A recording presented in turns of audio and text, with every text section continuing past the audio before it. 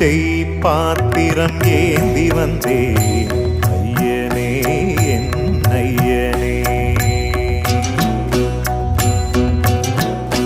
யாமொரு பிச்சை பாத்திரம் ஏந்தி வந்தேன் ஐயனே என் ஐயனே.